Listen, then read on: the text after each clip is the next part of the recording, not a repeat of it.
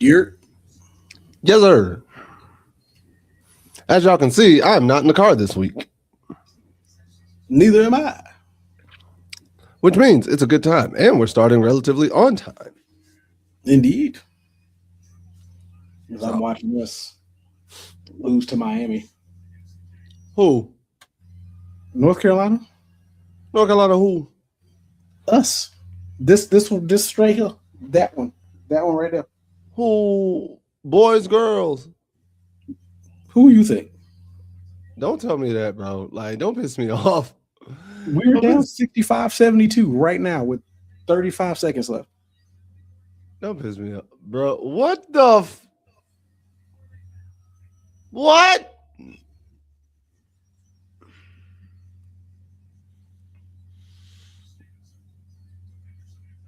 Oh my sweet Jesus. Do you understand? You just killed my high in like 6 seconds. Like, bro, I am so irked now. Like I am so irked, bro. I mean, you'd be even more irked if you were watching it for the last 2 minutes. I saw this UNC team play so terrible bro. They really I ain't did. even gonna lie to you, bro, because I was editing and doing other stuff, so I forgot the game was on. I'm not even gonna lie to you. I forgot we were playing Miami tonight. I just I remember was when I got down here. Here's the other thing, right? Here's the other I, thing. I was So still one, unlocked. Miami's only one game behind us. I know. That's one thing. Here's a problem I had. There was a sequence earlier with I think about 2 minutes and 2.5 minutes left in the second half, right? Where Miami puts up, I think somewhere around 6 shots, and we couldn't get a rebound to save our life. Like when I tell you Miami got like 5, 6 straight rebounds, then a foul happens, they shoot free throws, and the shooter gets his own rebound. I'm looking at the game cast now. We have not led at one point in this game, have we? So I'm looking I'm looking at the game cast right now. We haven't led at all in this game. Versus Miami right now, the game you're watching. I mean, shoot, basing it off of what I saw at that 2.5 minute mark, that makes sense. Like I'm dead ass looking at it. We have not led at any point in this game. All right, well, I don't know how Powell is still in rotation. He legit cost us 2 points and 2 possessions, taking wild shots. Man, And there was two shots, that Wilson normally would have made that he missed too. This is about to make me sick. This is about to make me sick. I'm just looking.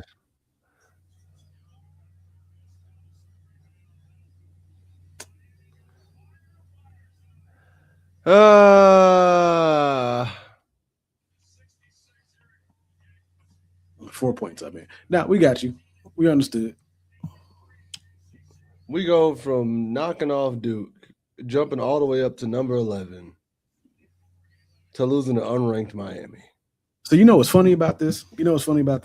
So I didn't know we were playing Miami tonight. So this was what I saw earlier. I saw that. And they said why UNC's game against Miami could be a trap game after the Duke win. I wish you hadn't put that on there. I feel like that's a bad omen. Now I want to take this shirt off. Because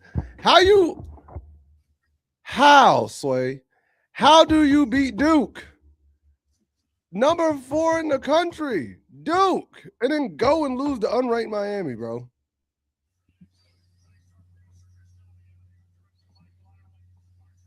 So they kept playing around. Mingo won't come. They keep playing around. Mingo won't come here.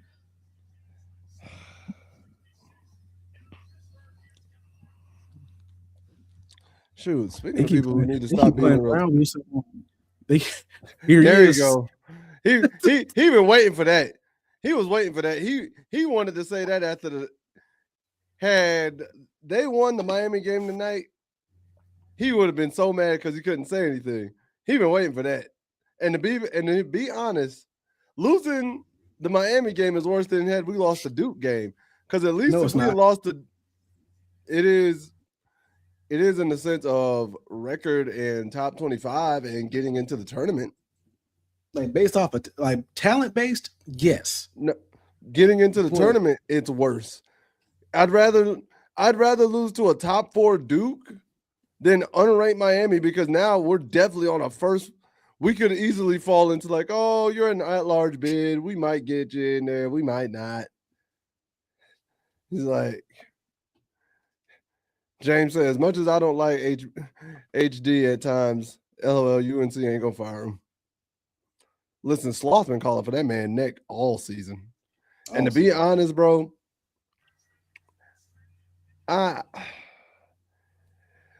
his rotations are starting to irk me, because I was pissed off with how much time Bogovic got in on Bogovic. Bogovic. Yeah, how much time Bogovic got in? Was killing us the whole game. I can't even say they was killing us the whole game. They beat us on runs. So like they jumped out early on the first run, and Caleb Wilson kept us in it. And then they had another run late. And then Bogovic is just throwing up bricks. That man went 1 for 7, dog. That man went 1 for 7, just throwing up bricks and turnovers. And he kept trying to put him in the game. I'm like, keep him out the game. And then throwing up shots. Then on top of that, you weren't attacking Boozer at all. Oh no, when Boozer came back in the first half with 2, I'm immediately attacking him to get him that third before halftime. Immediately. Somebody tell why Kyan Evans is in the game for 6 minutes straight. I don't know why he's in the game for 6 minutes straight either. No. That didn't make no sense. He said, as a North Carolina fan, it's worse losing to Duke, but as a college basketball fan, it's worse losing to Miami. Yeah. That I agree that. That's where I was at. Like talent wise, I agree that yes, it is worse losing to Miami talent wise. I'm just thinking in terms of the big picture. As a North Carolina fan, is just terrible. I don't even care anymore. I don't even care. I don't. You know why I don't care? Because I have watched this team play dog water one week and immaculate another week too many times this season for me to care if we make tournament anymore. Well, welcome to being a Carolina Panthers fan for 2025. That's my season that was my season in a nutshell as a Panthers fan, bro. Like you see a team with great potential that could just do the thing that you wanted to do, and you're like, you can do it. Now just do it consistently. And then they play like that. Here's the crazy thing: Duke didn't drop at all, which they should have, but they're out here currently being handled by Pittsburgh. Oh, honestly, Pitt's up 6 right now. If they lose to Pitt, I'll feel better about this Miami loss. Because Pitt, you know why I won't? Because now it's like, oh, then I don't even think then us losing to Duke, if they lose to Pitt, if Duke loses to Pitt, you're telling me we struggled against that? Here's my thing. If Duke loses to Pitt, that's a bigger fraud for them. Because how do you lose to a 2-9 to a team that's 2-9 in the conference and 9-15 on the season? At least us losing to Miami, they are 1 game behind us in terms of record. But that's what I'm saying. If Pitt beats Duke, and we struggled against Duke, what does that say about us? Honestly, I'm not going to say it makes us look bad. I'm genuinely going to say it makes Duke look like crap. Because how you lose – because here's the other thing. Here's the other perspective. How you go – you're number 4 Duke. You didn't drop in the polls, and then you go and lose to North Carolina, and then follow that up by losing again to unranked Pitt? So one thing we talk about is how Vassar plays like he's 6'5" and can't grab a board to save his life. That was you last week. You said it was you the first half. Bro, so James, I'm gonna talk to you, dog. I'm gonna talk to you. And he could tell you because I was on the phone with this man the entire game. I was on video chat with this man the entire game. Talking about the whole game. The first half, Vassar did not show up at all, and I didn't want him on that court. I'm like, bro, grab a board. I was on that man's neck. And Joel gonna sit there and tell me, he's like, yo, he's like, believe in Vaysar, believe in Vaysar. I said, I need him to show up now. I don't need him to wait a whole half to try and get ready. So if you only beat good teams, good news is there's nothing but good teams in NCAA tournament. And since North Carolina plays well against good teams, they should go for it in the NCAA tournament. Yeah, if they make it. No, they gonna make it. They gonna get an at-large bid. But the bad part is, they are going to end up screwing up the road they get, and they're gonna make it a whole lot tougher for themselves. Because right now, they're going to make it. Joe Lunardi and the team, they're already looking at them. They're going to make it, and you only got, what, 1, 2, 3, 4, 5, 6, 7 games left. Another game versus Duke. You got at home versus Pitt. If you beat Pitt on Saturday, on Valentine's Day, after Duke, if they lose to them, you look a little bit better, and the Miami loss does not look as bad. It doesn't look as bad. However, y'all can't be dropping these games like that, because you are going to put yourself in a hole where you are having to play Arizona, Kansas, flipping Duke again. That road can get hard. That road can get tough real quick. And sorry, not here looking like real geniuses. Cam Boozer has bus written all over him. I just don't see it with the man moves like fence post slow as it. I ain't gonna say that, because here's the thing. You can say the same. Just because he moves slow doesn't mean he can't get to his spots. And the reason why I say that is you got guys like Luka Doncic and Jokic who do not move fast at all, but but know how to get to their spots. Now, is Cam Boozer fluid in his game? No, not really. No, he's not fluid. He's just a bruising big man. That's all it is. He's a bruising big man. He's a big man that would be common in like the earlier 2000s to the 2010s, but he just has a more expanded range. Like, he can hit threes, but I won't say he's going to be a bust. He has bust written all over him. That was good, Cobb. What's happening, Cobb? Not our spirits, Cobb. That's not what's up right now. Absolutely not. I was McAdoo. I was so okay. If you were GM, who you taking, Cam Boozer or Wilson? I'm taking Wilson. I never said Wilson was worse than him. Hold up, I never said Caleb Wilson was worse than the man. I'm saying I don't think Cam Boozer's a bust. Two things can be true. I don't think Cam Boozer has bust written all over him. Because I've seen some players, I'm just like, I don't think that's it. I don't think he's the guy. He's just your stereotypical strong big man that has a move package of 4 moves. He's like, I don't know. I was just asking. I was about to say, bro, like, hold up now. He has a big man. He has the big man move package of the same 3 moves. That's either run you over, back you down, or just try to do something. You know what it's like? You know what it's like in terms of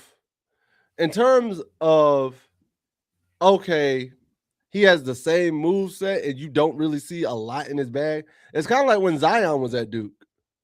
Because you remember how when Zion was at Duke, all we saw was him just use his athleticism, but you never really saw. Cam Boozer's a loser about like McAdoo. Ooh. Dang. All right. That was a bar.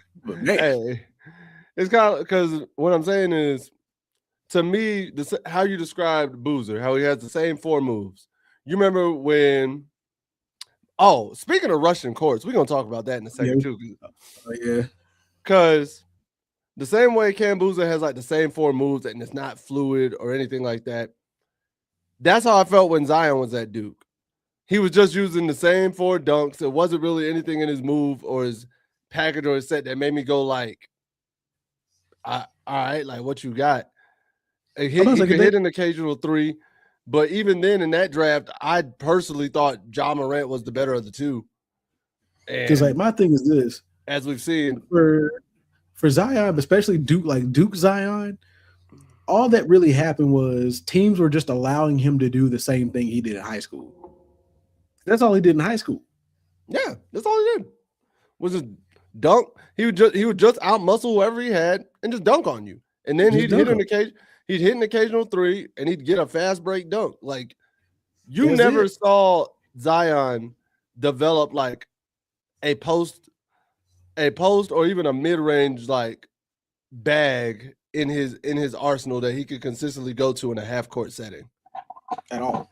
His whole game was predicated on being able to use his athleticism to just get out and beat you in either strength or just fast break up the court. Because let's be honest, most people at Duke, when he was at Duke, aren't jumping with Zion Williamson and actually stopping him on a fast break. Yeah.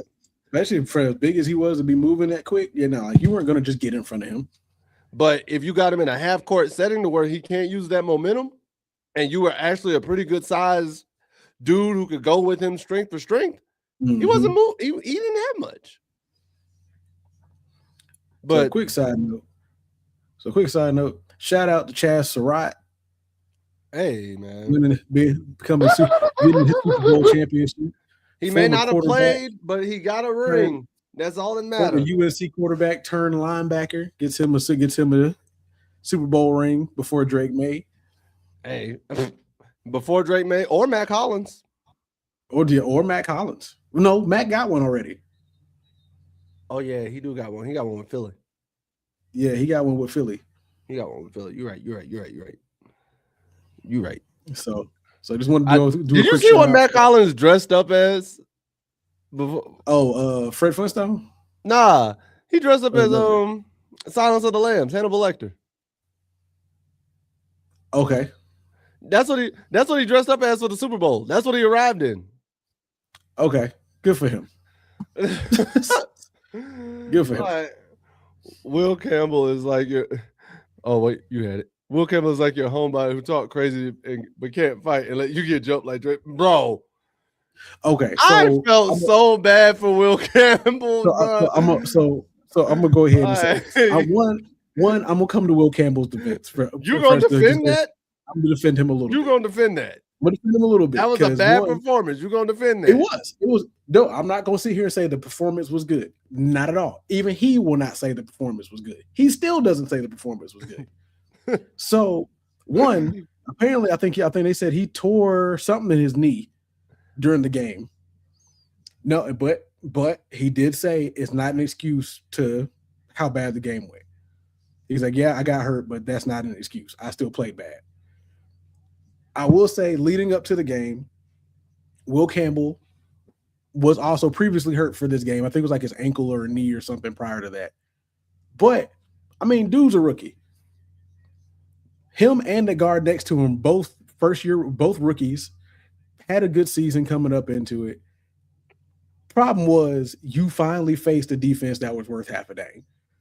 And they showed you what happens. I'm not giving him no pass for that. And the reason being, I'm not even giving him a pass on how bad he played. The game was bad. He got beat a lot. Listen, I'm not even like, because I'll say this. Times during the draft, Pat should have took Josh Simmons. I think they did. I think they did right. I think they did right picking. I'm not even gonna say Will Campbell was a bad pick. You just picked the wrong time to have the worst game of the season. Yeah, that was it. Like you just had the worst game of your career at the worst time to have it. Like, bro, you played bad. You got bum rushed a lot. You didn't know how to pick up any. There were times. I will say this. There was definitely some times where it was all Drake May's fault for not reading that blitz coming. The same way there were a couple sacks on Sam Darnold that Sam Darnold just did not read, and it came directly in his face. And I'm like, pause. I'm just like, bro. Not just that. There was one block.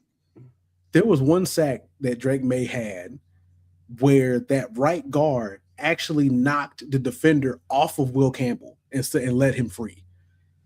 Like Will Campbell had him blocked, if the dude didn't come up and try to help him and blocked him again,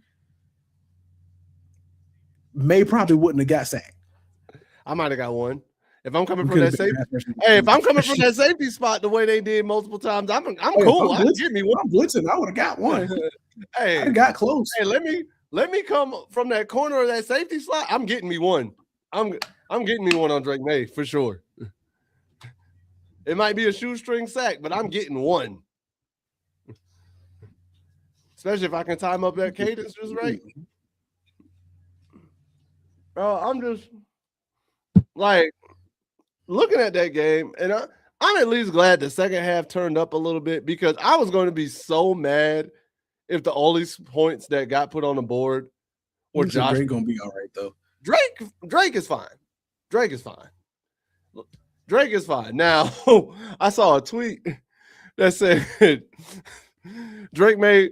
There was like Drake May had an NFL record for most passing yards in a quarter in the Super Bowl with 235. Because it would have been a blowout without him. 1,000%.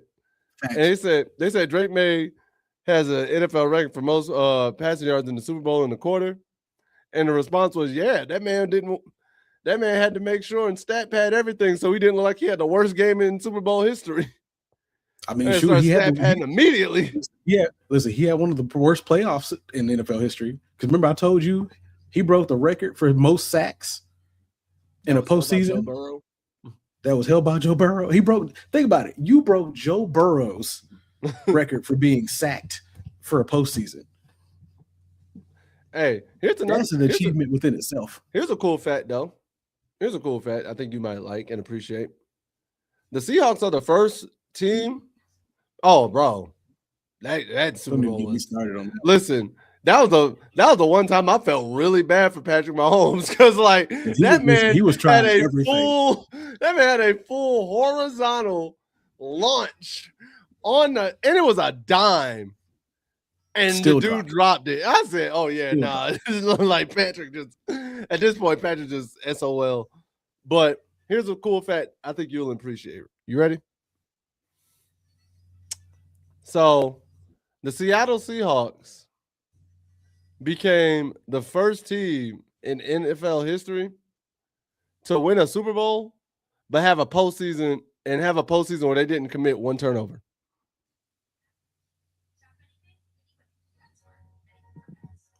Nice.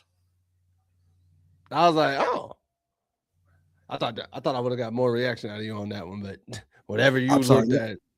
I had more shocking. What I just read shocked me more than the information you told me. Just hold on here. Y'all see how he does me? So basically what you got going on, like what you said was cool, but the next thing we had on here, Duke and Pitt tied at 15. Yeah, I saw that. But Pitt's still on their neck though. But this was the past year because next year all these gonna go back in the AFC Chiefs, Ravens, and Chargers. Chiefs ain't coming back. Chiefs ain't coming back. Not next year. Because Mahomes out for a year. Mahomes out for a year. They ain't coming back next year. Yeah, because Mahomes is out for about 2 seasons. He's out for this season for sure. The Ravens ain't gonna make it back until for sure we know Jason Minter is the head coach. The Ravens ain't gonna be back. The Chargers are always going to end up cutting short all the time. If Justin Herbert continues to be their starting quarterback, they're not going to make it. The Broncos might go back though. The Broncos maybe. Mediocre team. We ain't supposed to lose to the Canes. You're right. We're not supposed to lose the game. We did because we couldn't rebound, save our lives. Now reported Mahomes starting week 1. No, he ain't. Not on no torn ACL that he tore on week 17. That boy ain't starting on week 1. He tore his LCL. He tore his LCL and ACL. And here's the other thing. Here's the other reason. I want y'all to be good.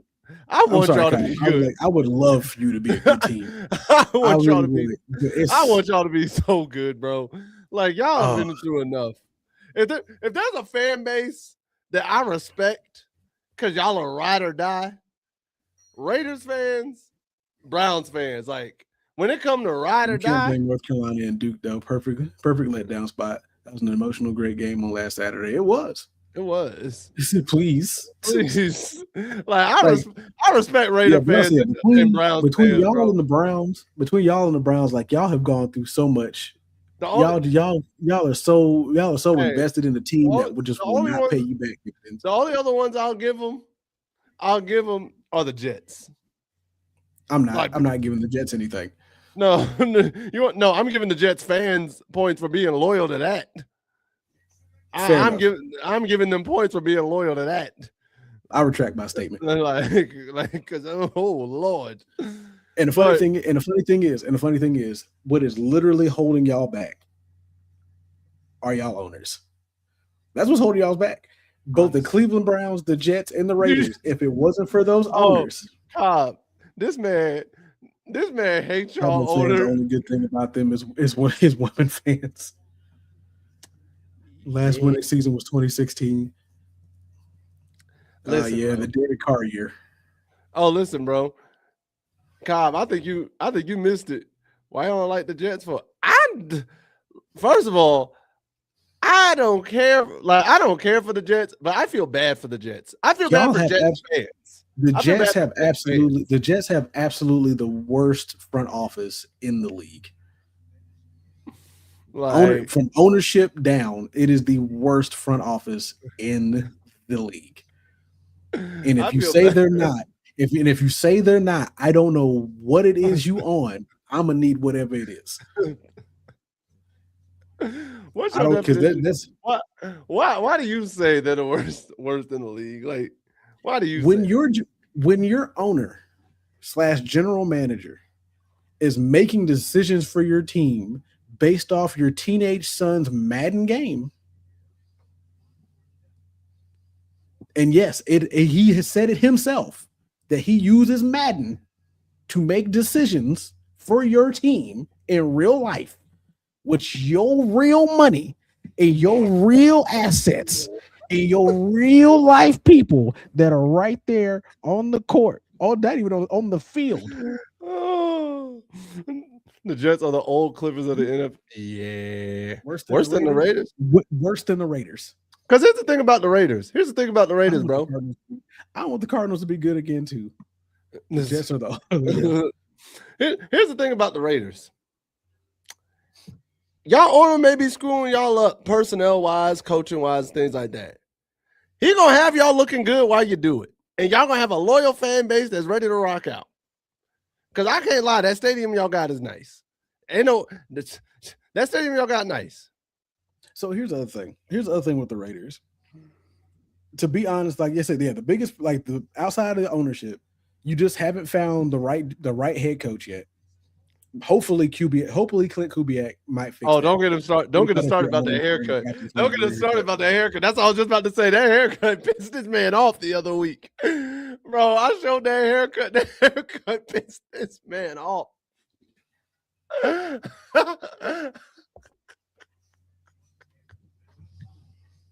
Like the image flashed through my mind, and I'm a little upset now.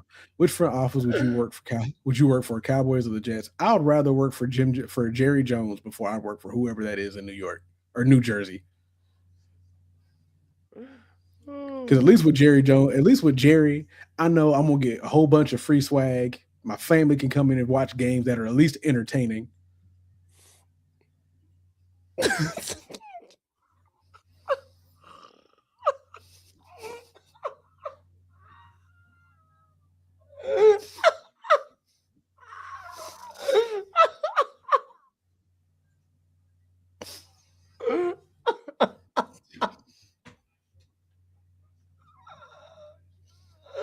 Yo, this man hates it.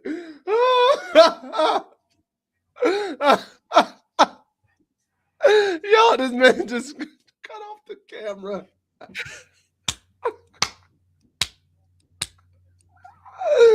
Woo! Oh! I gotta get out of here. I can't keep looking at it. I just can't. Oh my sweet Jesus, John! I just can't. I can't, bro. Like,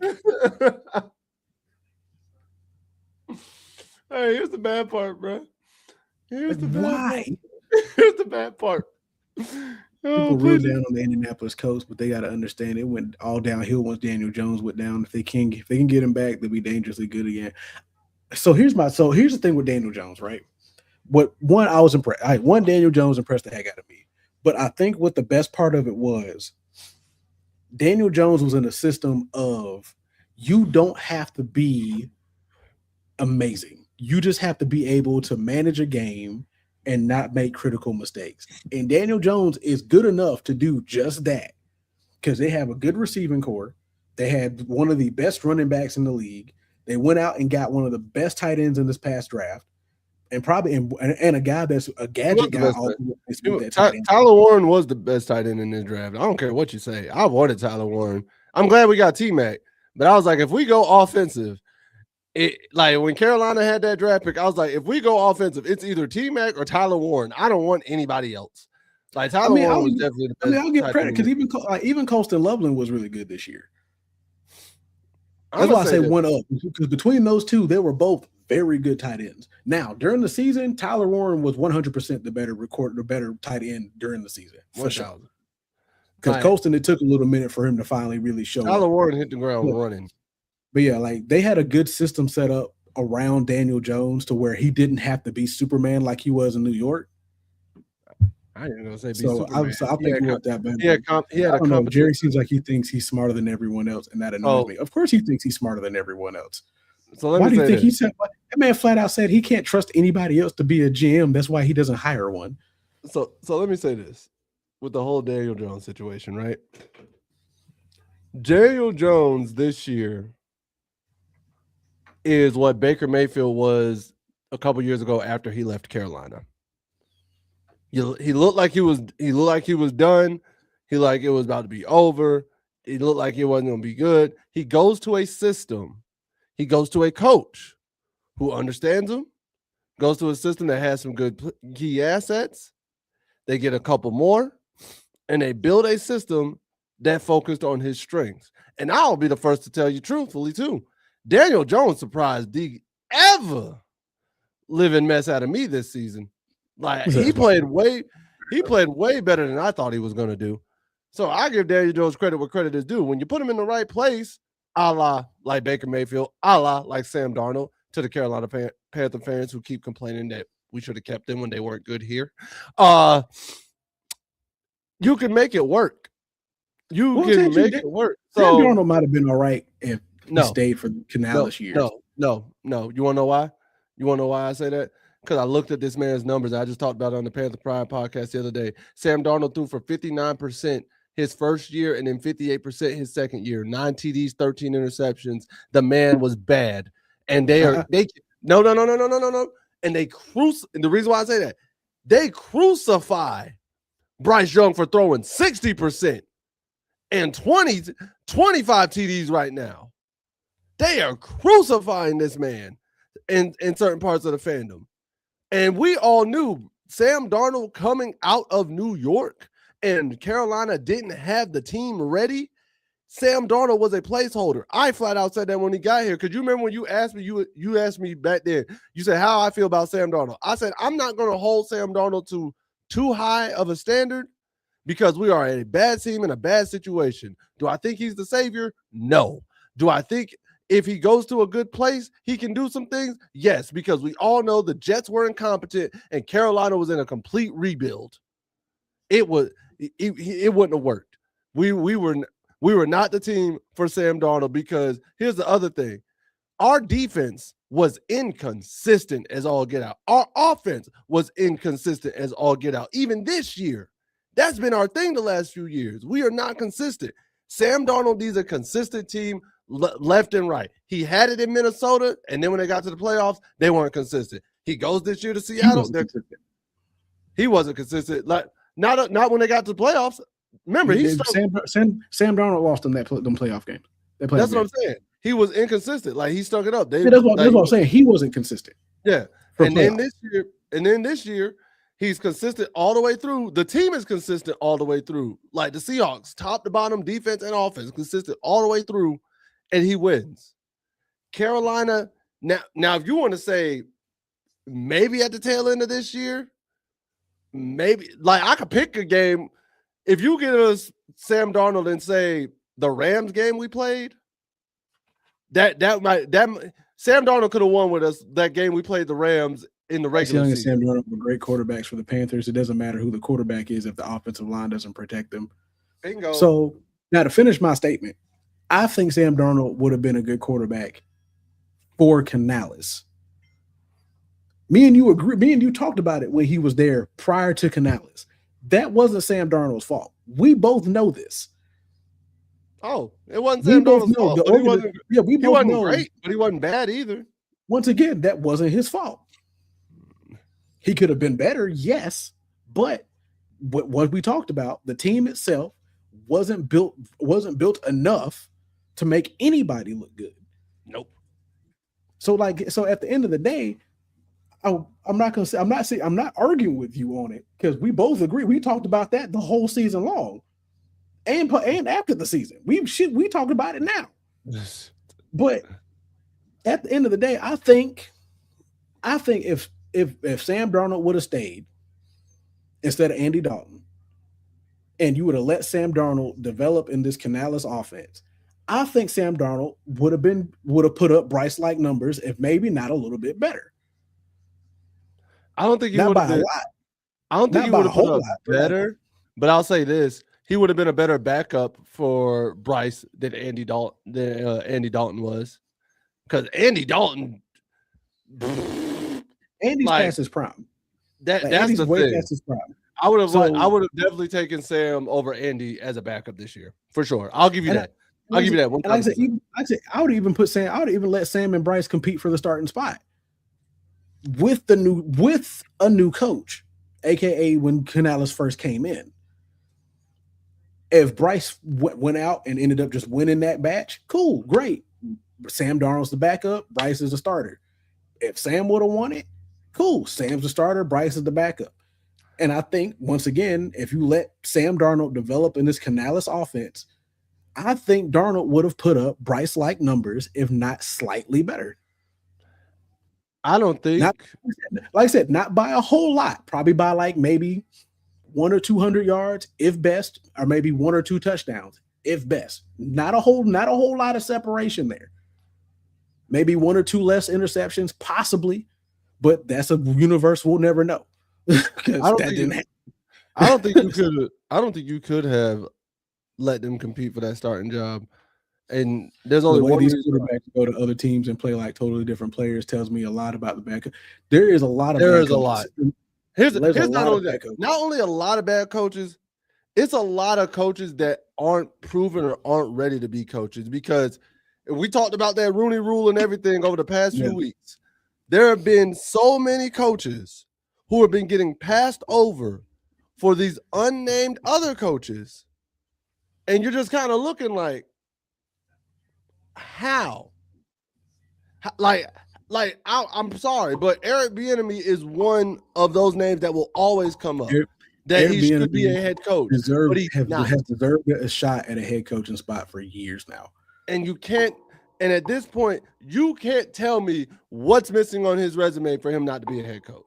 And I could understand if it's one of those situations where, like, okay, somebody asked him about it and he's like, that's just not what I want to do. Cool. That's different. But if you have situations where it's yeah, not ready, but the owner likes him. That's another thing, because we can take the Raheem Morris in Atlanta situation perfectly. Steve Wilks should be a head coach somewhere. Steve Wilks should have gotten a shot, at least in Carolina. For a year. Like with the Raheem Morris situation, Raheem Morris has been a head coach before, and he didn't win. Like, he has a losing record as a head coach. He's not a good head coach. It just is what it is. And I get giving him the second opportunity some years down the line as he's been a coordinator and things of that nature, been through different spots in organizations. But once you came in and the Falcons worked as a disorganized mess as they worked, the other problem is you're bringing in a guy at OC that's never been an OC before. He was a passing game coordinator. That was it. Like, he didn't run offenses. He didn't call plays. Then when you get him into the he had a decent first showing. Was it great? No, his first year was decent, but the argument that can be made was you look good because the quarterback that you had is a 20 dang near 20-year veteran. So he knows the game. Because I made that argument to somebody earlier today because they were talking about how Michael Penix isn't the guy, or he doesn't look good, or we couldn't put him under center because his knees don't bend well enough. I was like, one, you didn't put him under center, despite the fact that we've seen him under center, especially at goal line, run under center just fine. You didn't do it because you chose not to. Other problem was you chose not to, but as soon as Kirk Cousins come in, we're now running under center 80% of the time. Here's the problem with that. You run under center 80% of the time because this offense wasn't made for Michael Penix. It was made for Kirk Cousins. And because you couldn't keep Kirk Cousins as a starter. Oh, Zach Robinson? He got hired to Tampa Bay. Wait. Yeah, he's Tampa Bay's offensive coordinator now. Mm-hmm. Oh, y'all old OC. Yeah, our old OC. Okay, I had a brain fart. For some reason, my brain went to Cleveland. I was like, Stefanski went to Tampa Bay? Yeah, that'd have been quick fire, right? What? It's like, exactly. If you have a good quarterback like Mahomes, Josh Allen, or Stafford, your team is going to be competitive no matter what. Because you have a quarterback that's going to be able to drag you along. When you have new guys like Bryce Young, like Michael Penix, like Bo Nix, sometimes you're not going to have a guy, or like I said, once again, like a Bo Nix situation that's just going to pop off immediately. I was hoping UNC hired Wilkes. I would have been happy about that too. How I feel about Clint Kubiak? Like Kubiak, I like Kubiak. Kubiak's not a bad coach, and I will say this: Kubiak has earned a head coaching spot. That's one of those hires I'm not mad at. Like Kubiak's definitely earned a head coaching spot. Like the mentor one threw me off. Jesse Minter. I think Jesse Minter was ready for one. Now, do I think him going to the Ravens was a good thing? At least at the time that the Ravens needed another coach, I don't think that was good for him. No, I don't think him. I think him going to Arizona would have been a better spot. I'm just because he got a little bit more leeway. I'm just tired of seeing certain guys that we know have had an established resume and proven that they are good as a head coach, especially in the time when they've done like interim head coaches in positions. And the thing about the Raiders that they have too many positions to fill, and plus they're gonna lose Max. The Raiders put their whole franchise. The Raiders put their whole franchise in a bad position because, and Cobb, you could tell me if I'm wrong on this assessment, and I think Joel will also agree with this assessment here. So when y'all hired Antonio Pierce first year, I thought y'all had the right coach. Y'all just didn't have the personnel. Then y'all went and scrapped the team essentially, still expecting him to coach well. And it's like, okay, what's he supposed to do? He gets fired. And now you got certain good players like Brock Bowers and Max Crosby, and Ashton Genty, but you're just like, okay, we got a few key pieces, but we ain't got no coach to really build it. And then what do we do? And now we're about to lose Max Crosby. Like the ownership. Here's what really hurt them though.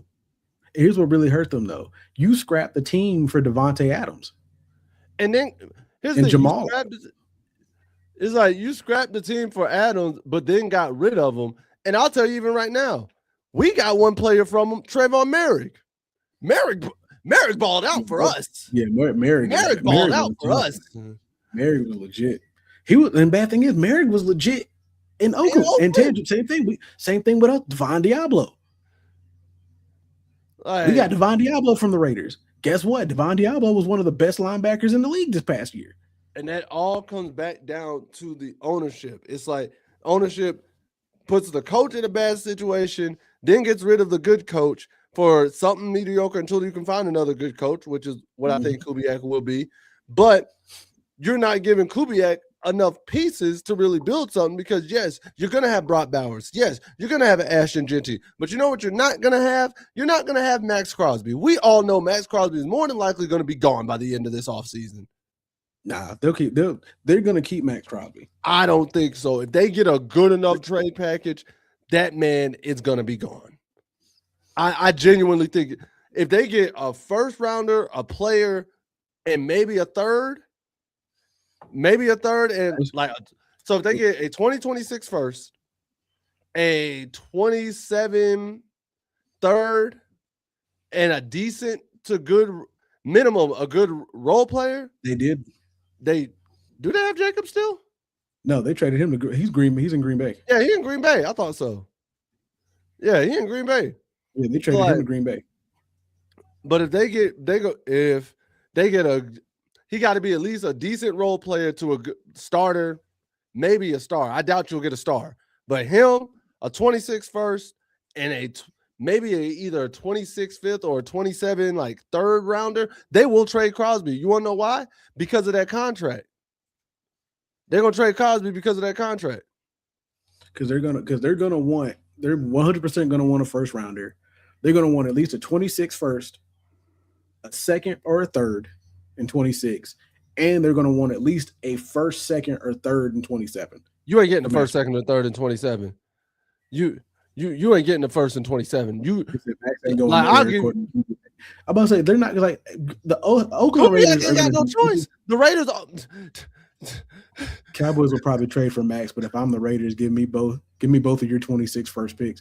This is how this man dresses. You really think this man right here dressing like this is going to make the smart decision to keep Max Crosby?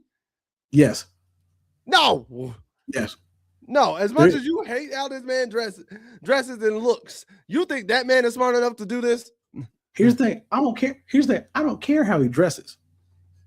It is everything from the neck up that pisses me off. And guess what? He continues to do that every day. And you think that man is going to make the sound football decision? He's going to be a sound mind and body. Yes. To keep Max Crosby. Yes, because that's the only sound decision you can make. They haven't made any sound decisions. That's why Cobb is here upset right now. He doesn't want to be with it. Here's the thing. From Max's mouth, Max wants to retire a Raider. Max does not want to leave Oakland. Max does not want to leave Vegas. You know how many players I've known do that and say that and get traded right afterwards? Of course. I'm not saying it's not possible. I'm just saying this dude here will literally blow up the team a second time to keep Max Crosby there. I doubt it. He ain't doing that.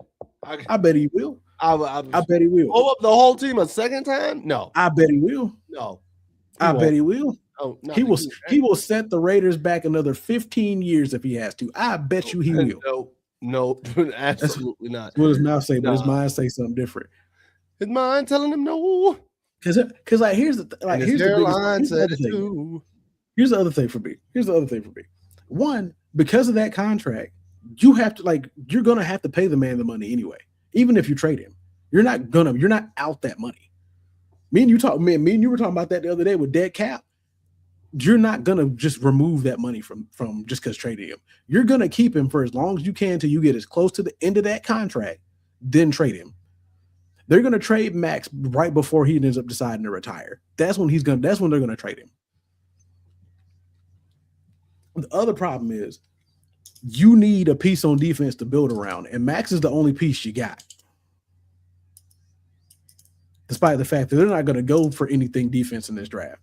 They're going to try to get a quarterback because you already know they said it should be Mendoza. Only 7 months, 7 days, 10 hours, 53 minutes, 9 seconds until the 2026 NFL season begins. And only 199 days, 13 hours, 52 minutes, and 52 seconds until college football returns, gentlemen. It's coming! I love that. Gary, I don't know how you got that specifics, but I love it. Gary, you are now the timekeeper. You are the timekeeper. You have to return here every episode from now. Panthers, if you just want to win, trade for Justin Jefferson, Perrin, Willie. Whoa. No. Blow up the team again? No. Ruin the team. Do it. Ruin the team. Ruin everything you got. Hell no. Open the door for us, please. No. Because do you understand? Give away everything. Listen. To get Justin Jefferson, here's the thing. Minnesota's not stupid. What did it cost? Minnesota's not stupid. Everything. No. I just made the playoffs for the first time since 2017. I just won a division championship for the first time since 2015. You think I am about to let them blow up this team for Justin Jefferson, as good as Jettas is? I'm not saying he's not. I'm not blowing up this team and going through another rebuild right now. You can kiss the blackest part of my derriere. I'm not doing it. I refuse. I refuse. No. On everything I love. I will go up to Charlotte and I will smack Tepper. I will smack. No. It is not costing me anything. You get that out of here. You get that out of here. You get that out of here. If we get hit with a copyright this episode, that's on you. I hope you know that. We demonetize it. We don't even make money. How that happen? So we get hit with a copyright for what? Something that we don't make no money on? Like we don't even make money. We do this for the love of the game. We ain't even sponsored yet. What you mean? I am not, sir. I will smack Tepper. I'll smack Dan Morgan. Woo! I will smack Brant Tillis. I will smack Dave Canales. I'll smack Avero. I'll smack the offensive assistants. I'll smack the defensive assistants. The only one I might not smack is Coach Bates. Tell you true, you know who you need to go smack? Who? James Pierce Jr. Go smack James Pierce Jr. Nah, that's your problem. That's your problem. Go handle that. That's a Georgia problem. That is a Georgia thing. That's a state of Georgia problem. Because it seems like the state of Georgia can't control its players. This was a Tennessee dude. He had nothing to do with that. He was a professional player for the Atlanta Falcons who reside in the state of Georgia. Georgia State Patrol controls the state of Georgia. Well, here's the thing. He was in Florida. That is the part. I'm mad at I will say that. I can't have her. Nobody can. Apparently, I will say this though. The fact that it was also star WNBA player Rickea Jackson, that took that even like I was already pissed off that he was doing that. Cause all right, fellas, listen, bro, like why you mess like why mess with the bag? Don't put your hands on no woman, dog. Unless your life is in threatening danger, unless you are literally being threatened to your life, don't put your hands on no woman. It ain't worth it, dog. It ain't. We can even lower that to even lower base standards than that, sir. You were a top 5 defensive end this past season. Why mess up the bag like this? For this, my thing is this: you act like you've never been told no before. It's weird because they haven't been talking in months. Like I said, they broke up months ago. They broke up, and now you want to crash out. You already moved on. Like now you want to crash out for what? Literally, like you like for what? Like apparently he ran into her car on purpose multiple times. She got away.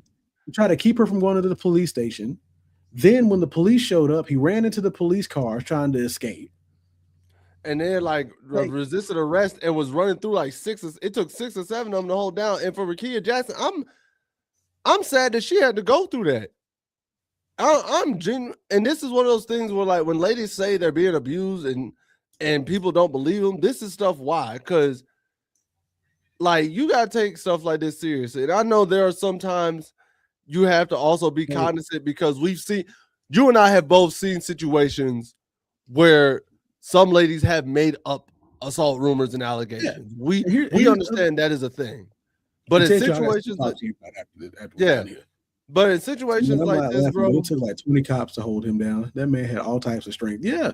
But here's the other problem. So prior to the draft, part of the reason why that man was slipping down on draft boards like he was because they said he had personality issues. He had character issues. And now it's evident. And what's even worse,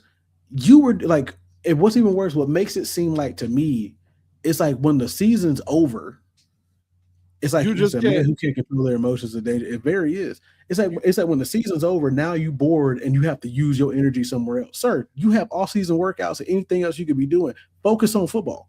Focus on football and focus on being a better player, bro. Like, and my thing is this: it was a relationship. You are a multi-million-dollar NFL athlete. Rakia Jackson is a wonderful woman, and I'm sorry she had to go through this. And I will advocate for this woman tooth and nail. I'm speaking directly to you, James Pierce. Sir, you can go get any other woman you want and not put your hands on them. Keep your hands to yourself first and foremost. Keep your hands to yourself first and foremost. Secondly, you can go get any other woman that you want. You did not need to, have to, or should have been doing any of that.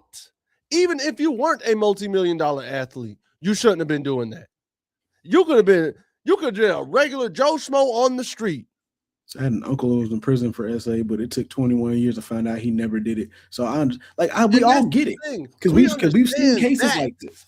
We understand that because there's a certain level of threshold to where you can't just automatically dismiss the allegations, but you can't automatically assume the person's already guilty. That's what the court of law and everything is for. That's why we do stuff like this. Because the unfortunate piece was this wasn't one of those events. This was DV.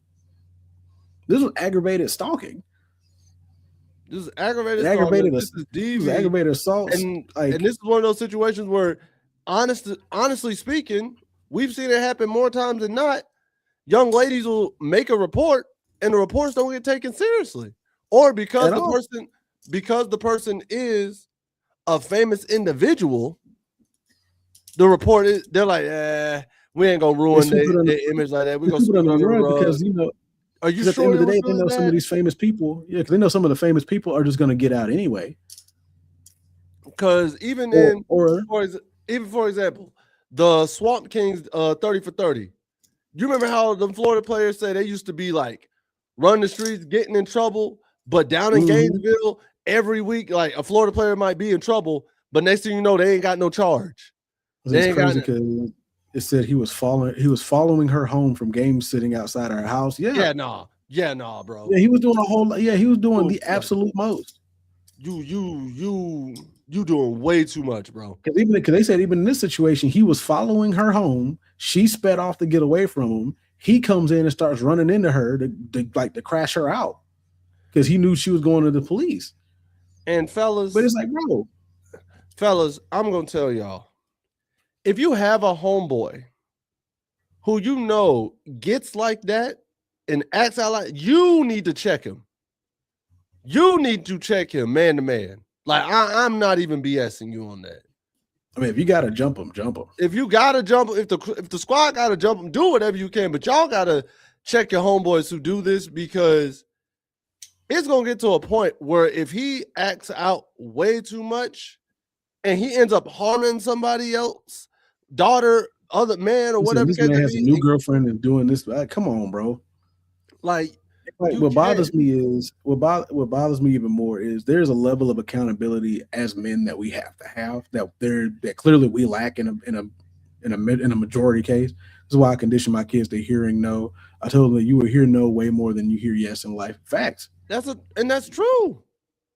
You have to, but like you were saying, there's a certain threshold, especially right now, that for some reason, even though we know better, there's a demographic of men who are acting out and think they can just have whatever they want, even if they're told no, or they feel like, oh, if I don't get my way, I'll just beat it out of you.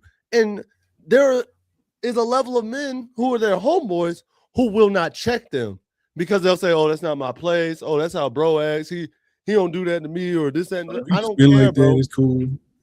He ain't harming nobody, or he don't never get that way. He just a little short tip. No, bro. Speak up.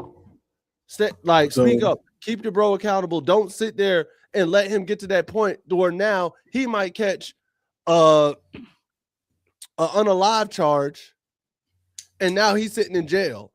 Whereas you, as his homeboy, could have checked him a long time ago to where he wouldn't be in jail doing this. Had you just sat there and said, nah, bro, you wildin'. So I'm gonna shift us out of this talk for a little quick minute, because we still had a whole list of news to talk about.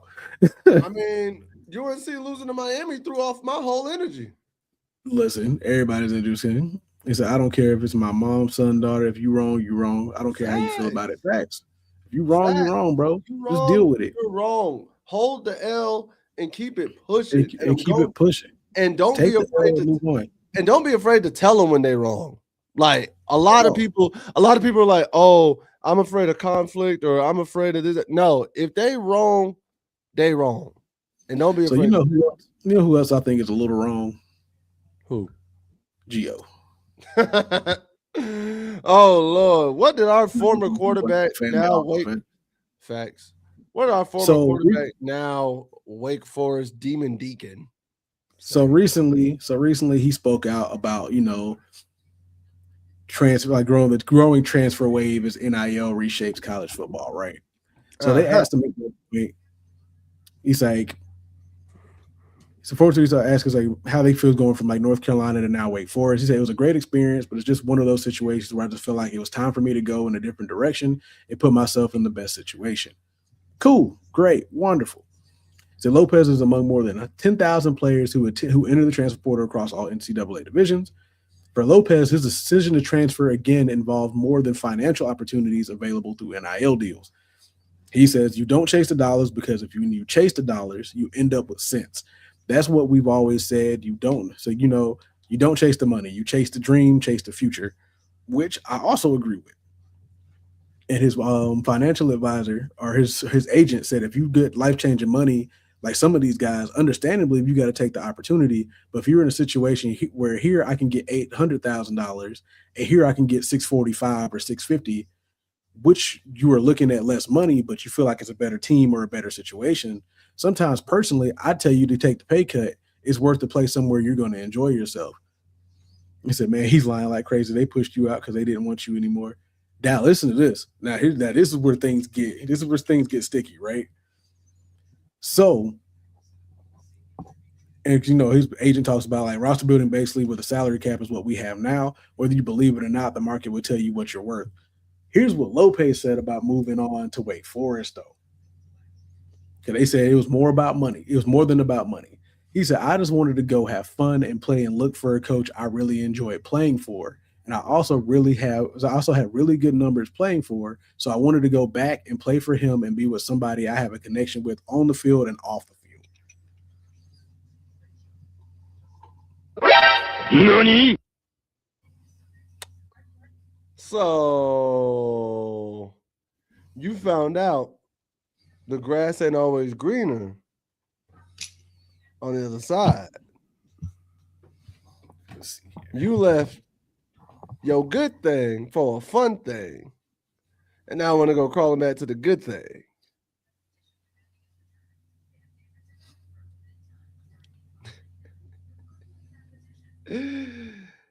Woo! I'm just saying, Gio, we also ain't gonna act like you played great. But then again, playing for Freddie Kitchens' offense probably ain't fun anyways.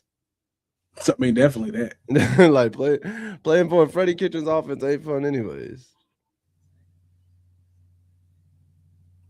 I don't know. Hold up.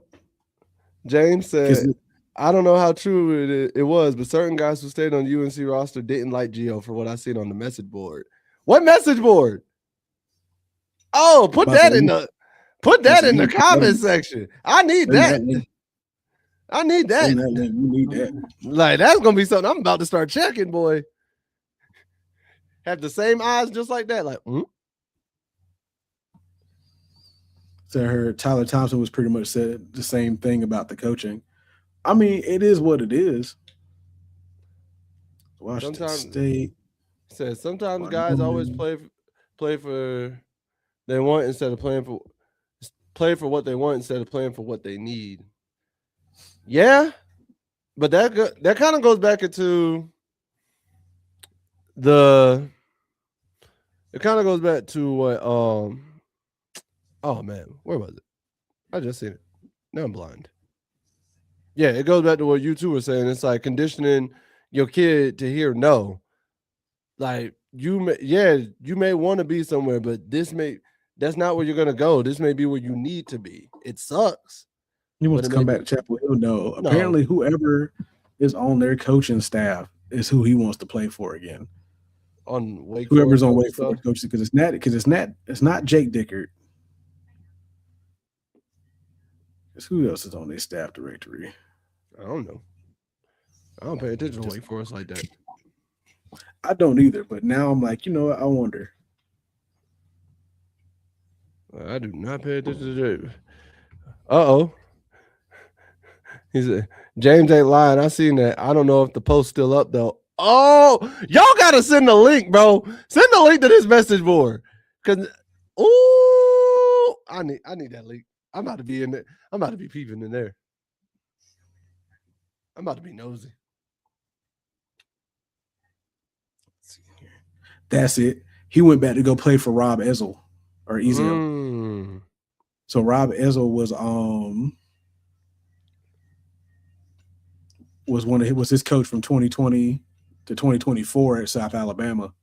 That's why. Yeah, so Ezel was the offensive coordinator in South Alabama.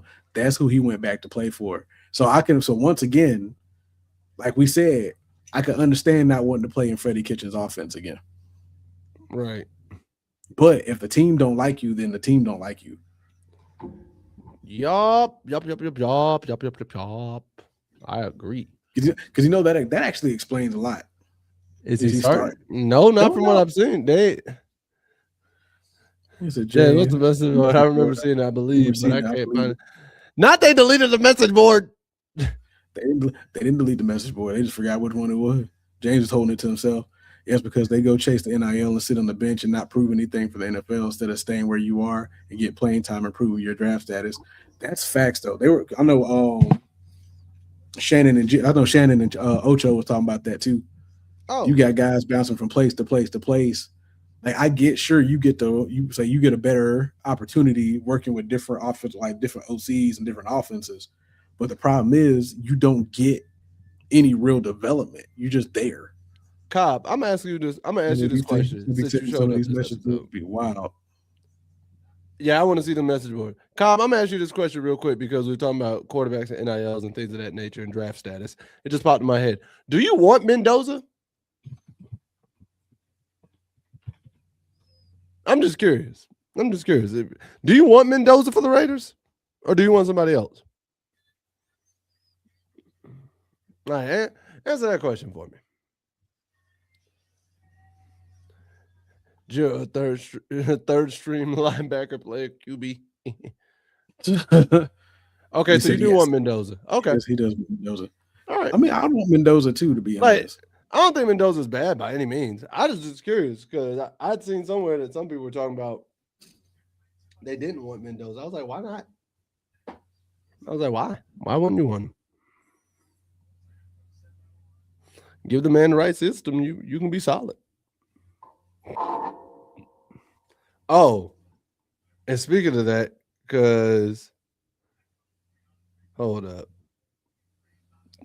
Where is it? What are you looking at, sir?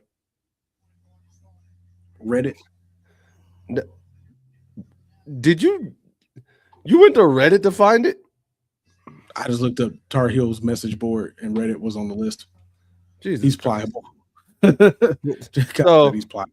So speaking of, and Cobb, you might like this. I sent my other homeboy, he's also a Raiders fan, and DraftKings did a AI prediction of Mendoza's career, and it says, so this is how Mendoza's career is going to pan out, right?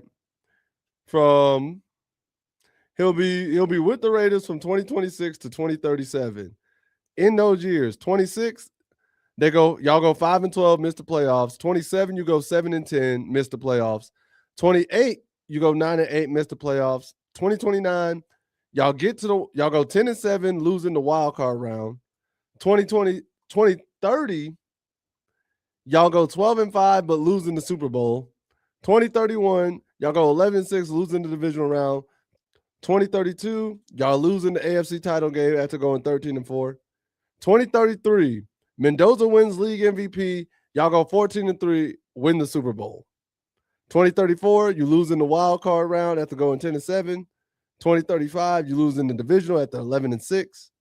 2036, y'all win the Super Bowl. Mendoza wins league MVP again after going 15-2. And then 2037, you go 9-8, miss the playoffs. After that, Mendoza leaves y'all for the Vikings. He goes there for 3 years, goes 10-7, wild card loss, 12-5, divisional round loss, and then 8-9, loses and misses the playoffs. Then he goes to the 49ers for 3 years and loses in the NFC title game, divisional round, and misses the playoffs. Ends up in the Hall of Fame in 2049. So Mendoza ends up winning 2 Super Bowls, 2 league MVPs, 10-time Pro Bowler. They say he has 63,000 pass yards, 422 TDs, a 65.9 completion percentage, and 171 wins. So if it goes to the AI, you got 2 Super Bowls in your future. This sounds like a plan. I'm pretty sure. It's because they think Mendoza isn't a good NFL quarterback, but a college football quarterback. For example, Tim Tebow was a great college quarterback, but not a great NFL guy. I mean, fair. Fair. He wasn't. However, sorry, you just hate Tebow, so I'm not even listening to you. I'm not even listening to you. Even objectively, no. Do I believe he could have been a good backup for the rest of his career? Absolutely. Do I think he was a starting caliber quarterback? No. Did he have flashes? Absolutely. I think it was a starting caliber quarterback. Do I think it was a great starter? No, but I'll put it like this. I felt way better about Tim Tebow going into the league and even seeing him in the league than I ever did about Josh Rosen or Carson Wentz. I think those are unfair comparisons. Josh Rosen's unfair. I'll give you Carson Wentz, but Josh Rosen's unfair? To Tim Tebow, yes. How? I think it is an unfair comparison to Tim Tebow to even put Josh Rosen's name in the comparison. Only reason I'm putting him in the comparison is because that's where they had that man drafted that high. Josh Rosen was I'm sorry, I didn't mean to say Tim Tebow. I was just giving an example of why people don't want Mendoza. And that's fine. You're fine. Like Tim Tebow was a perfect example. Perfect example. It was a good example. But yeah, no, like we're not. So we're arguing because I don't like Tim Tebow college-wise in general. I did feel bad for him in the NFL, though. I felt like he didn't get the opportunity he deserved. Because I'm gonna say this: truth be told, is this kept. Was Tim Tebow the greatest quarterback in the league when he was at Denver? No. We can all objectively agree to that. He was not. However, the man could get you a win when you needed to. He was decent. And then not only that, had you brought in Peyton Manning, when they brought in Peyton Manning, you could have kept Tebow as a backup because we all knew Peyton was not a long-term future plan, right? And even a hobbled Peyton Manning was better than Tim Tebow at that time. Keep him. Let Tebow just learn how Peyton prepares and just figure stuff out. I think if you do that, Tebow would have been a way better quarterback, even if it's just changing up mechanics a little bit. Yeah. Some people say like, oh, his mechanics were so bad, this, that, and the third. I'm like, and yet y'all looked at Phillip Rivers for years, who was shot putting passes all the damn time. We want to talk about mechanics. If it work, it work. Because like I said, that's what I said. Because when I saw Peyton Manning go to Denver, I thought it was about to be the greatest thing to happen to Tim Tebow since he started playing football. Right. Because one, now you're about to learn from one of the greatest quarterbacks in NFL history. And then you trade him out. So like I said, college-wise, no, I don't like Tim Tebow. And I will never agree Tim Tebow was that good of a quarterback, even in college. Because they cheated for that man multiple times. However, because like other teams haven't been cheated for. They didn't know. They were blatant with Tim Tebow. They moved that man. They moved that man 1.5 yards downfield. So you don't remember the UNC. You don't remember the USC Trojans in that push against Notre Dame when Reggie Bush got stopped. and they literally pushed him. They literally stopped Reggie Bush at the 1. And the rule was nobody on your team could push you forward, and the entire running back crew pushed Reggie Bush forward to win that game in overtime, and they gave him an extra second. Like no, I didn't watch that game. Okay. Like, if you want to talk about some cheating in moments, I can pull up some cheating. I can pull up some moments that teams have cheated for. I'm not disagreeing with your statement that Tebow got favorable calls because Tebow was Tebow. I'm not disagreeing with it. Tebow was Tebow and Florida was Florida. So yeah, they got some favorable calls, but we are not going to sit here and you have seen what they've done for Alabama over the years. Oh, absolutely. I'm not going to sit here and say that none of that ever happens. I'm just saying at the time that I saw Tim Tebow getting cheated for, that was some of the most blatant cheating I have seen in a long time. Now, Tim Donaghy was a ref in the NBA at that time. And you want to talk that's the most blatant thing you saw? First of all, that was paid point shaving. We knew what happened there. He got arrested. Tim Tebow had a whole career afterwards. He said that man that's the difference whether you get arrested or not. That man got arrested and put in jail. That man's career was destroyed. Tim Tebow had a whole career afterwards. He destroyed his own career. And listen, Tim Donaghy, I ain't gonna lie. Point shaving as a ref is like one of the wildest things. That's the wildest thing. Dope. Because you saw the recent scandal with the point shaving thing just recently, right? Which one? The one that involved like over 60 college students. Oh, wait. You talking about the one where I think I know what you're talking about. You talking about the one where bro like texted him at halftime and you could blatantly see he's like, bro, you about to miss on the parlay. And like you just blatantly see bro like not even hide that he just letting dude go by. Yeah, he's like, yo. It was him and a bunch of students. Yeah. I think some refs were involved, some NBA players were involved. Cause I saw a piece of that and I saw like some of the players, you could blatantly see it in the way they were playing. I was like, bro, y'all not even kidding. Like, what are you doing? Like, y'all not even trying to be slick. Y'all just out here. Yeah, because I think the biggest, like the other thing that's killed me with this is because gambling has become so big of a part of these sports now. Like, what did you expect was going to happen? I mean, like you got people now that care more about the over and under than they do about the actual game. Beers, and gambling. That's exactly bet on the Falcons. See, that was unnecessary from all points. So didn't Tebow make a playoff run in one of those years? He didn't make a run. He ended up getting subbed in. No, he didn't get subbed in. He started that game. That game they beat Pittsburgh, he started that game. Didn't Kyle Orton got hurt or whatever? He was the starter that season. He was the starter. He was starting, and he made that throw to Demaryius Thomas that whole season. He made. I know he started that game, but I know he started that game and made that fantastic throw. We'll never knock that from that man. That was a heck of a throw.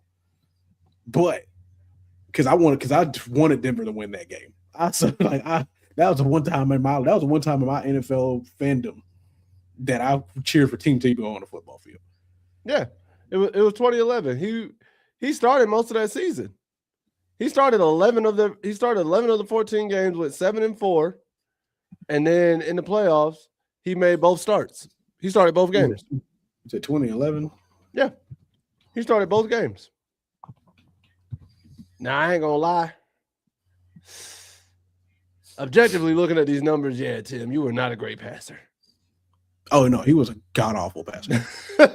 Like 50% your rookie year, 46 completion percentage the year you're mostly the starter. Not great. You had more touchdowns than interceptions, though. I'll give you that.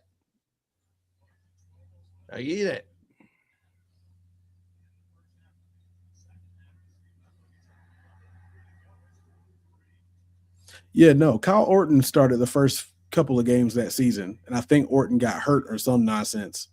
Like I said, Tebow started most of that year because Tebow got the start and never let it go. And he started that playoff game. With the fact that he didn't let it go, I don't think Orton could take it back. Because I think Orton got. I think that was the year Orton got knocked out for the season. I think it was like a torn ACL or some nonsense.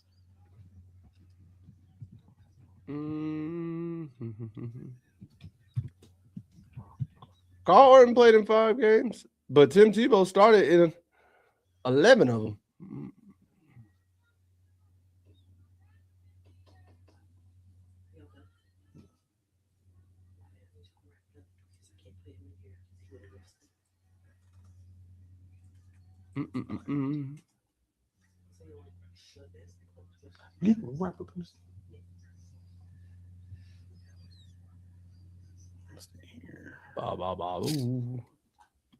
But yeah,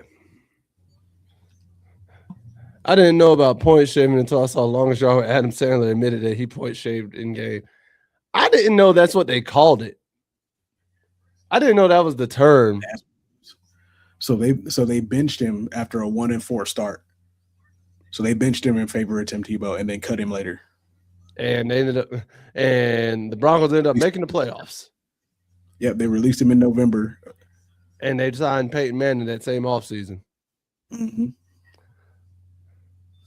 I would have just kept him and cut Kyle Orton. The funny thing is, so they cut him in November, and then Kansas City signed him, and he dislocated his finger in December.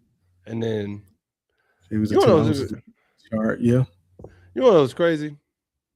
What's even crazier is the fact that y'all beat the Pittsburgh Steelers 29-23 in that wild card overtime win. Just to go into the next round, y'all played the Patriots and got smacked 45-10. It is what it is. But I can't even blame you, because that was the Patriots at that time. So, been told, got to shut it down. Oh. At least I trying to put him down, and he couldn't since we're in here. Wait. Y'all in the same room? No. He can hear you? His room is next to ours. His room is next to this one. Well, did you have a best draft challenge? I couldn't think of one. All right. Well, I guess we'll just cut this episode a little bit earlier than usual. And I guess, hold up. Do a Tar Heel Takeaway of the Week. So go ahead and get yours out the way since you're here. So I saved that for the entire week and made sure I did not move my button just so you can still have that sound. Tar Heel Takeaway of the Week. Do not. If you're ever in a situation where you have to buy something, don't let people you trying to buy it from force you to make decisions quicker than you want to make it. Take your time. Don't let nobody change your mind, because if you do, you'll feel bad about it and you'll regret making the decision when you do it. So stick to your guns, 10 toes down. Be true to yourself. That's all I got. Appreciate you, Kyle. We enjoy being here. Thank you, Kyle. My turn.